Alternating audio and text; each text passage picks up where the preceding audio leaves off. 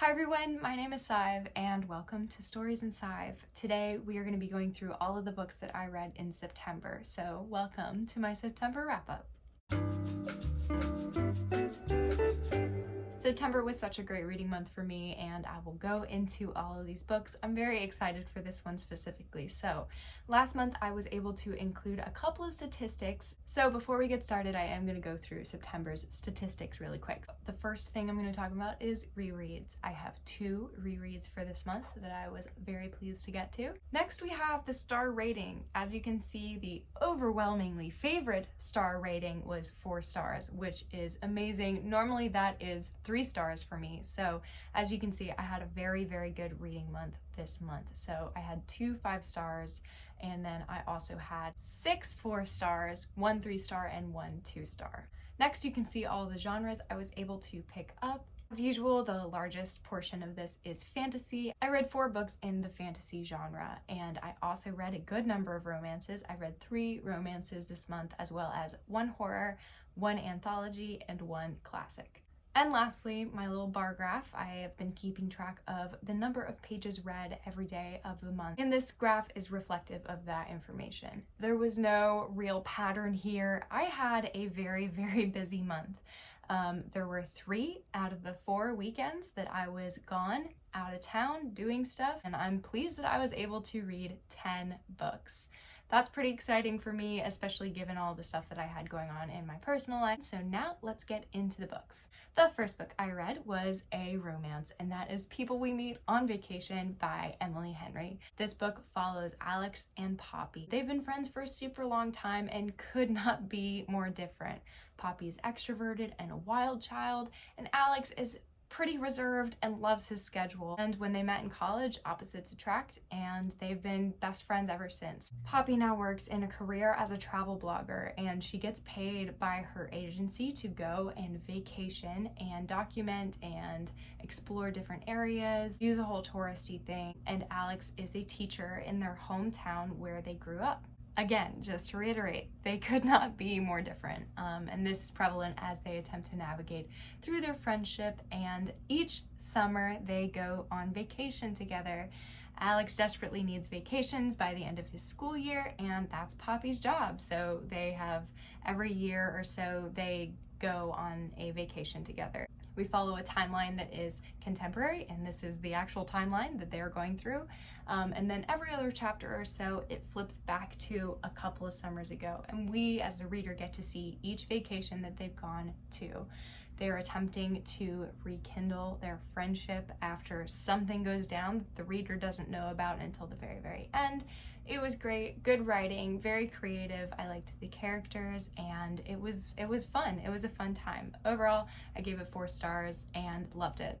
The next book I read was a standalone fantasy middle game by Shauna McGuire, and this book, like I said, fantasy. It follows our 2 main characters, Roger and Dodger, who are twins that were made with the full intention of being used by a man named Reed. And Reed is an alchemist, and he has been trying to produce a human who can embody the doctrine of ethos. Roger is very skilled with words, and Dodger is very skilled with numbers.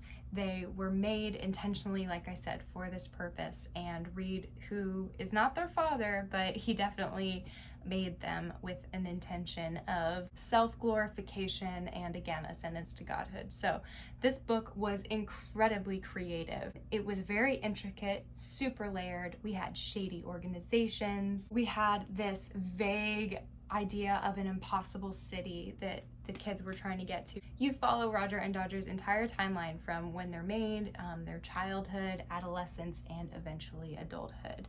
These 2 characters, they are both their polar opposite and perfect fit. So I really enjoyed this. It took me by surprise. I'm very pleased to say I have never read a book like this. If you enjoy creepy people doing creepy stuff, as well as a timeline that is not hard and fast, it's pretty flexible, some flexible timeline stuff in here, all wrapped up in a standalone fantasy, no long series to complete, it's a one and done. This might be a book for you to check out. I really enjoyed this and gave 4 stars to Middle Game. The next book I read was Bitter Blue by Kristen Cashore, and this is the third book in the Graceling Realm series. This book follows one of the characters from our first book in the Graceling Realm series. Graceling is the name of the first book, and Bitter Blue is the name of a character there. So Bitter Blue is now in a place of power. She has ascended as the new monarch. Her father, who was a very, very bad man, had been dethroned. He is now dead, and the city is trying to recover from the hold that he had. This is a fantasy story, and so there are powers and abilities, and King Lek, Bitter Blue's father, who is now no longer on the throne, had mind-controlling abilities, and that left a huge scar on the whole empire, and now Bitter Blue is in a place of power as she attempts to reconcile some of that. She's trying to navigate relationships with her advisors. There's mistaken identity in here. I was invested. There was a lot of political action and movement in this book, which is something I love in fantasy, but it was not so complicated that I couldn't digest it. It was fast-paced and very, very good. Winter Keep is the next book in this series, and I will be picking that up. So I loved this and gave 4 stars to Bitter Blue. The next book I read was a 5-star prediction, Sorrowland by River Solomon. So I did a vlog on this book. I'm not going to spend too long talking about it here in this video. If you want to know more of my thoughts and feelings, I'll leave the link to that vlog in the description and you can go check it out. But essentially this is a horror book, and it has a kind of subgenre of fantasy, and we follow our main character as she is escaping from a cult and attempting to raise 2 twin sons in the woods. And the story is about reconciling with family, creating your own family, and also a lot of systematic abuse, and it was definitely horror for sure, so look up your trigger warnings.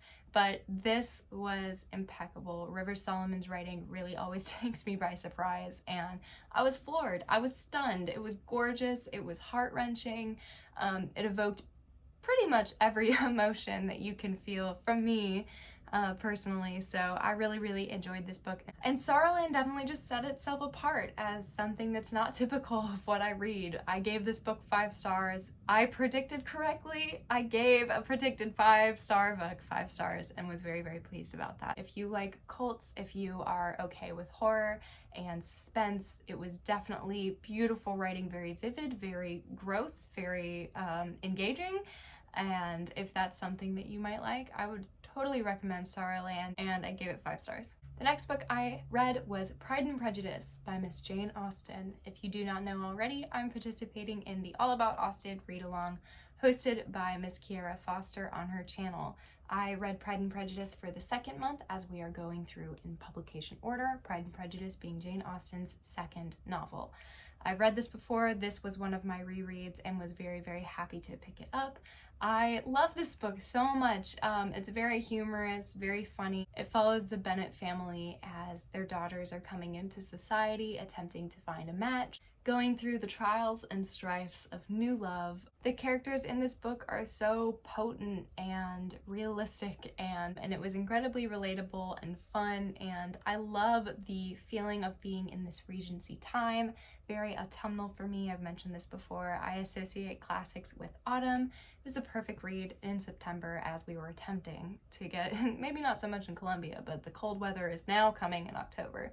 Trying to get into that fall mood. This book is one of my favorite classics. Yes, I am in that group of people. If this is one of yours, let me know.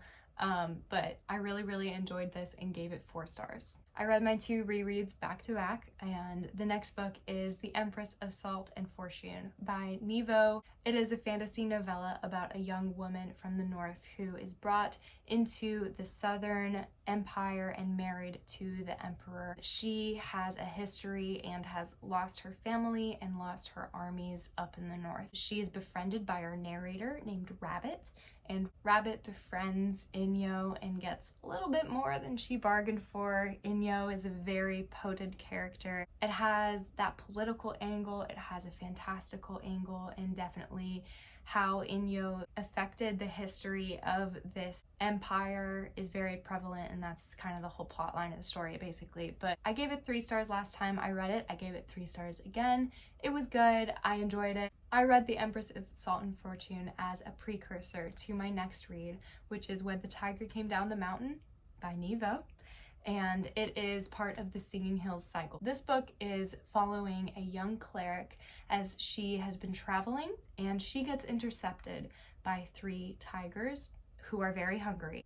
Our main character's name is Chi, and she attempts to survive this situation by distracting and engaging these tigers in her storytelling abilities, and is telling a story about another tiger and their potential lover as these two fall in love. And while Chi is telling the story, the tigers kind of interrupt and correct her. And it was about power dynamics and also the difference between history and truth and how those are not always synonymous. I thought this book was exceptional and I gave it 4 stars. Again, it's a novella and Nevo is a very talented writer, and I am so excited to pick up The Chosen and the Beautiful, which is a Great Gatsby retelling. I'm not supposed to talk about books on my TBR and wrap-ups, but I'm very excited. Nevo is great. 4 stars, you should read this. Okay, the next book I read in September was The Heart Principle by Helen Huang, who is an author I have read from twice before. This was an anticipated release for me, and it follows a young violinist named Anna, and she is an overnight prodigy. It kind of talks about YouTube fame. She has a viral video. After this happens, Anna falls into a pattern of never being able to finish a piece. She always has to start over. She's really kind of a control freak and is coming into a lot of unhealthy habits. At the same time, her long-term boyfriend turns around to her and says, "Hey, I want to go on a break. I want to have an open relationship before I make the commitment. Before I propose to you, I want to marry you and all that jazz, but before that, I want to just try other things and like make sure that you're what I want." Her response to that is maybe not coming from a healthy place, but she says, "All right, fine, I'll do the same thing." So she goes to online dating and dating apps, and through that she meets Quan. Quan is a motorbike riding, tattooed guy who comes into her life, and they attempt to have a one-night stand. It fails. Second time it fails. Third time it fails. You get the gist. And they just get to know each other, and it's about their relationship. One of the main critiques that I saw with this book was because Anna is going through such a hard time personally and mentally, and her mental health is really not in a good place, and she's trying to navigate that. Because of all that, to some people, she read that she was really, really needy. They have no idea why Quan was interested in her or attempted to even go on a second date or a third date. They were like, what is she bringing to the table? And I would just like to say, I think that this is really reflective on how our society views love and falling in love, that it is a give and take contract. You give this percentage, I give you this percentage, and we're even. And then you get what you want and I get what I want, and that's cool and fine, and that's how relationships work. I don't agree with that. Love is a choice. You can fall in love and do the whole butterfly fluttery thing, but ultimately being in love is a daily choice, and Quan chose her over and over every time. Even when she wasn't meeting his needs, he chose her and wanted to be with her and wanted to go out of his way for her. It made me feel things, and it was fluffy and cute, and it made me think, it made me ponder, and I loved it. It was great. So if that's not a 5-star book, I don't know what is. This is my second 5-star of the month. Very, very pleased with it. The next book is the last romance that I read, and that is The Right Swipe by Alicia Rai. This book follows our main character, Rhiannon, and something that is really unique and special about this book is that the 2 people involved in the potential relationship met before this book starts, and that's not something you see very often. So Rhiannon and Samson meet on a kind of one-night stand thing before the book is set. Samson ghosts Rhiannon, and then the book starts. Rhiannon is in the dating app industry and has created her own app, and at a convention she is there and sees Samson, and he's a spokesman for one of her rival or competitor dating apps, and they end up doing a little bit of a PR move and try and create this series together. As she, as a dating expert, she attempts to school Samson in dating other women. It's a romance, it's cute. It definitely wasn't as serious and as thought-provoking as the heart principle that I just talked about, but again, super fluffy, very sweet. I did give this book 4 stars and will be reading from this author again. And the last book I read in September was Blackout, and this is by a bunch of different authors. And this story is an anthology, yes, very exciting. I don't read a lot of anthologies, and this is why. I don't think I like them that much. An anthology is essentially just like a collection of short stories that all have to center around the same theme. So though you're reading different stories, the collection should all be cohesive as far as touching on the similar topics as all the other stories. This book follows Black teen love in New York in the context of there is a blackout. All of the railways, electricity gone, and everybody is attempting to navigate their own personal situations without power. So this book is centered specifically, like I said, around love. So there are a couple of different relationships that are being explored here. There's exes who end up in the similar situation and need to get along in order to accomplish something. There's a story about friends who have been friends for forever, who are now just admitting feelings for each other. And then, of course, there is the love at first sight romance, brand new person coming into your life. And it was incredibly entertaining and frustrating. This is my 2-star. I really enjoyed many of these stories and was frustrated by so many of them as well. It was one of the more confusing reading experiences that I've had.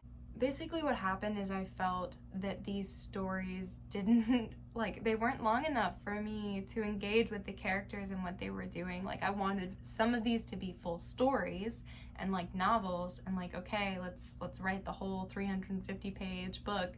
And then other stories I just didn't end up really caring about too much. The experiences themselves were incredibly valid, but I felt like I wanted more. I wanted more context, especially to the ones that had been exes or the ones that have had a friendship. It was really hard for me to invest in their potential new relationship when I didn't fully grasp the whole background. It was, again, frustrating, but I did enjoy myself while reading. But then when they finished, I was like, oh wait, no, really? This book is written by 6 different critically acclaimed, best-selling, award-winning authors who are all very, very talented. Blackout is definitely a special book, but I left it feeling like I wanted more. If you like the idea of exploring a couple of different stories all followed around the same theme, specifically in New York, Blackout, Black teen love coming together, I would recommend you looking this up and looking into it. Just because it was 2 stars for me doesn't mean it might not be for you.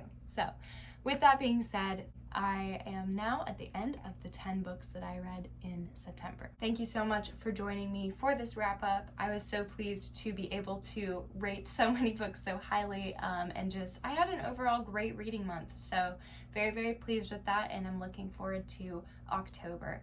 Thank you so much for joining me. If you enjoy book content like this, TBRs, wrap-ups, vlogs, that sort of thing, feel free to subscribe. Love to have you here.